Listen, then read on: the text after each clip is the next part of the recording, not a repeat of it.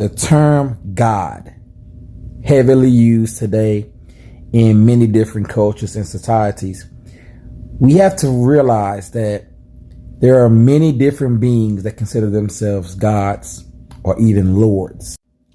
Here we see the term God, pronounced God or God, written Gad.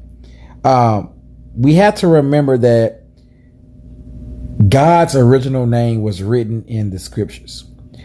We need to reference and look into what the terms mean that we are using. So from Strong's 1408, God is known as a Babylonian deity of fortune. And we also have to realize that knowing and using the Most High's name is a commandment. We shouldn't be using any other terms that puts his name in vain. Exodus chapter 20 at verse 7. Thou shalt not take the name of Yahuah, the Elohim, in vain, for the Most High will not hold him guiltless that taketh his name in vain. So we can very well see that this is a commandment that we should be using the Most High's name. And there is so much power in using his actual name.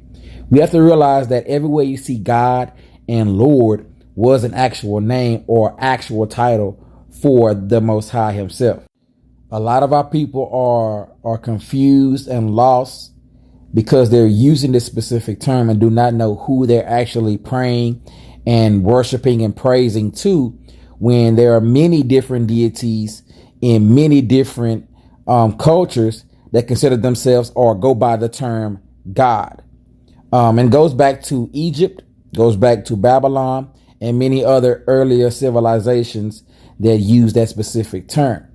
And that's the main reason why the Jewish people decided to change the name to not use it in vain. But even when you're not using it correctly, it's being in vain. 1 Corinthians chapter 8 at verse 5. For though there be that are called gods, whether in heaven or in earth, as there be gods many and lords many. There are many, many gods on this earth that consider themselves gods, different deities and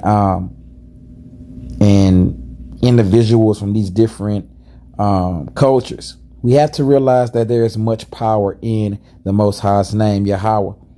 Make sure that we're using it. Hallelujah. All praise to the Most High. Shalom.